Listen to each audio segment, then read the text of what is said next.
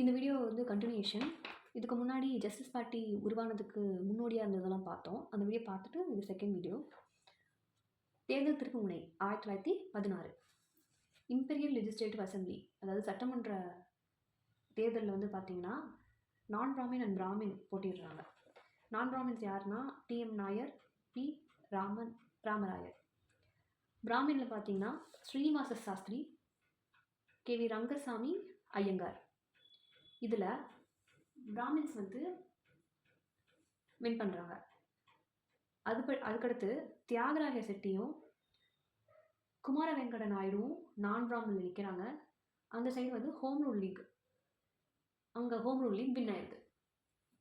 இதில் வந்து பார்த்திங்கன்னா நான் பிராமின் ரெண்டுத்துலேயுமே வந்து தோத்துட்டாங்க. பிராமின்ஸ் தான் வந்து வின் பண்ணியிருக்காங்க. இதில் என்ன தெரிய வேண்டியதுன்னா, எல்லாருமே வந்து போட்டியிட்ட எல்லா வேட்பாளர்களும் வந்து காங்கிரஸை சேர்ந்தாங்க. ஸோ இதுவே வந்து ஜஸ்டிஸ் பார்ட்டி உருவானதுக்கு வந்து ஒரு காரணம்.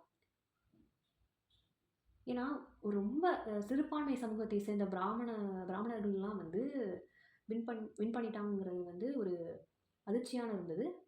அண்ட் இதுவே வந்து நீதி கட்சிக்கு ஒரு தோற்றமாகவும் இருந்திருக்கு. அடுத்து நீதி கட்சி தோற்றம் 1916. அதில் ஃபஸ்ட்டு பார்த்திங்கன்னா 2 முடிவுகள் என்னன்னா, 1916 நவம்பர் 20 விக்டோரியா பப்ளிக் ஹாலில் வந்து என்ன நடக்குதுன்னா 2 விஷயம் நடக்குது. ஒன்று வந்து சவுத் இந்தியன் பீப்புள்ஸ் அசோசியேஷன், அதாவது தென்னிந்திய மக்கள் சங்கம். அது மட்டும் இல்லாமல் தென்னிந்திய நல உரிமை சங்கம், சவுத் இந்தியன் லிபரல் ஃபெடரேஷன், இது ரெண்டுமே உருவாக்குறாங்க. யார் உருவாக்குறாங்கன்னா தியாகராய செட்டி அண்ட் எம் நாயர், இவங்க 2 பேருமே உருவாக்குறாங்க. இந்த சவுத் இந்தியன் பீப்புள்ஸ் அசோசியேஷன், அதாவது தென்னிந்திய மக்கள் சங்கம் வந்து ஒரு ஜாயிண்ட் ஸ்டாக் கம்பெனி, ஒரு பங்கு கழகம், அது மாதிரி வர்த்தக அமைப்பு. அதோட நோக்கமே வந்து பார்த்திங்கன்னா இங்கிலீஷ், தமிழ் எல்லா மொழிகளையும் உள்ள நியூஸ் பேப்பர்ஸ்லாம் வந்து எல்லா மொழியிலையும் நியூஸ் பேப்பர் ஸ்டார்ட் பண்ணணும். அதில் வந்து ப்ராப்ளம் எல்லாமே வந்து அவங்க பிரச்சனை, பிராமணர் அல்லாத ஒரு பிரச்சனையெல்லாம் அதில் வெளியிடுங்கிறது தான் அதோட நோக்கம். அடுத்து வந்து பார்த்திங்கன்னா சவுத் இந்தியன் லிபரல் ஃபெடரேஷன், அதாவது நல உரிமை சங்கம். இது வந்து பார்த்திங்கன்னா எதுக்காக உருவாக்கப்பட்டதுன்னா அதே தான், பிராமணர் அல்லாத உரிமைக்காக உருவாக்கப்பட்டது. அவங்களுக்கு வந்து ஸ்கீம்ஸ், நலத்திட்டங்கள்லாம் கொண்டு வரணும். அது மட்டும் இல்லாமல் கவர்மெண்ட் அஃபிஷியல்ஸ்க்கு வந்து நம்ம போய் பிரச்சனைகள்லாம் வந்து தொடர்பு கொள்ளணும், அது அரசாங்க அதிகாரிக்கு தொடர்பு கொள்ளணும் அப்படிங்கிறதுக்காக உருவாக்கப்பட்டதான் இந்த நல உரிமை சங்கம். இதில் வந்து பார்த்திங்கன்னா இங்கிலீஷில் ஜஸ்டிஸ் அப்படிங்கிற நியூஸ் பேப்பரும், தமிழில் திராவிடியன் அப்படிங்கிற நியூஸ் பேப்பரும், தெலுங்குல ஆந்திர பிரகாஷ் அப்படிங்கிற நியூஸ் பேப்பரும் உருவாக்கப்பட்டது. இதில் இங்கிலீஷ் நியூஸ் பேப்பர் ஜஸ்டிஸ் அப்படிங்கிற பேர் தான் வந்து இந்த கட்சிக்கு வந்து நீதி கட்சி அப்படின்னு பெயர் வந்தது. ஏன்னா செல்வாக்கு அதிகமாக உள்ளது வந்து அந்த இங்கிலீஷ் நியூஸ் பேப்பர் ஜஸ்டிஸ். அதனால் இப்போது இந்த ரெண்டு சங்கத்தையுமே வந்து நட்டேஷன் முதலியார் வந்து ஜாயின் பண்ணிடுறாரு. இதனால் தியாகராயருக்கும் நாயருக்கும் உள்ள ஒரு வேறுபாடுகள் குறையப்பட்டது இது ரெண்டையும் சேர்த்தனால. இப்போது அவங்களோட நோக்கம் என்னென்னா நோ டாக்ஸேஷன் வித்தவுட் ரெப்ரசன்டேஷன், அதாவது பிரதிநிதித்துவம் இன்றைல் வரி இல்லை. இந்த கோஷத்தை தான் வந்து சென்னையில் சட்டமன்றத்தில் வந்து எழுப்பியிருப்பாங்க. இது யாரெல்லாம் சப்போர்ட் பண்ணாங்கன்னா ரெட்டி, பனங்கல் அரசர், பாப்புலி அரசர், இவங்க எல்லாருமே ஜஸ்டிஸ் பார்ட்டி சப்போர்ட் பண்ணாங்க. இதுதான் இந்த 2 சங்கத்தை பற்றி. அடுத்து நான் பிராமின் மேனிஃபெஸ்டோ, பிராமணர் இல்லாதவர் பிரகடனம் 1916. இது வந்து தியாகராய செட்டி கொண்டு வந்தது. எதுக்காகனா அது என்ன வெளியிட்டிருப்பாங்கன்னா சுயாட்சி பிரிட்டிஷே சுயாட்சி கொடுத்தாலும் பிராமின்ஸ் கண்ட்ரோல் வந்து அதிகமாக இருக்கும். பாப்புலேஷன் வெறும் 3% தான் இருக்காங்க. ஆனால் அவங்க எல்லாருமே ஒரு அதிகாரிகளாக அந்த மாதிரி இருக்காங்க. ஆனால் இத்தனைக்கும் நான் பிராமின்ஸ் டேக்ஸ் வரி வந்து கட்டுறாங்க.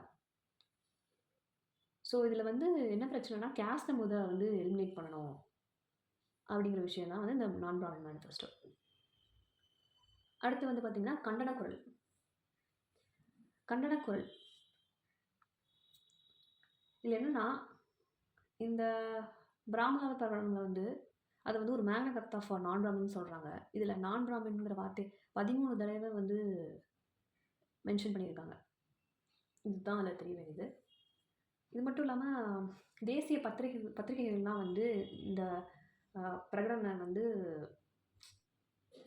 சர்ச்சைக்குள்ளதாக பேசியிருக்காங்க. ஹிந்து பத்திரிகை வந்து இது வந்து கசப்பான ஒரு விஷயம் அப்படின்னு சொல்லியிருக்காங்க. ஹிந்து நேசன் பத்திரிகை வந்து இது சந்தேகமாக இருக்குது இந்த கட்சி துவங்கினது அப்படின்னு சொல்லியிருக்காங்க. நியூ ஏஜ் அப்படிங்கிற ஒரு பத்திரிகை வந்து இந்த மேனிஃபெஸ்டோ வந்து என்ன சொல்லியிருக்காங்கன்னா, இது வந்து சரியில்லை, இது வந்து இந்த பிரகடனமும் சரி நீதி கட்சியும் சரி ஒரு மரணம் அடையுங்கிற மாதிரி பேசியிருக்காங்க. டைம்ஸ் ஆஃப் இந்தியா என்ன சொல்லியிருக்காங்கன்னா, இது வந்து செட்டியார் மேனிஃபெஸ்டோ அப்படின்னு சொல்லியிருக்காங்க. ஸோ இதை தாண்டி வந்து இது வந்து ஒரு முறைகேடான கட்டுக்கதை, இது வந்து அரசியல் போலி புனைவு, கற்பனை செய்தி, இந்த மாதிரி வார்த்தைகள்லாம் யூஸ் பண்ணியிருக்காங்க. அடுத்து நீதி கட்சி பத்திரிகைகள் 1917. இது வந்து பார்த்திங்கன்னா நம்ம ஏற்கனவே பார்த்த மாதிரி ஜஸ்டிஸ் அப்படிங்கிற பத்திரிகை 24 February 1917 அப்போது உருவாக்கப்பட்டது. பப்ளிஷர் வந்து யாருன்னு அதாவது பதிப்பித்தவர் யாருன்னு பார்த்தீங்கன்னா TM நாயர். துணை வந்து யாருன்னா பூர்ணலிங்கம் துணை பதிப்பாளர். அதுக்கப்புறம் திராவிடன் அது வந்து ஜூன் 1917 அப்போது கொண்டு வரப்பட்டது. பப்ளிஷர் வந்து யார் பார்த்தீங்கன்னா பக்த வஞ்சாலம் அப்படிங்கிறவர், பக்த வஞ்சாலம் பிள்ளை. அடுத்து ஆந்திரா பிரகாஷா அப்படிங்கிற ஒரு தெலுங்கு பத்திரிகையை வந்து பப்ளிஷ் பண்ணுறது வந்து பார்த்தசாரதி நாயுடு. அவ்வளோதான்.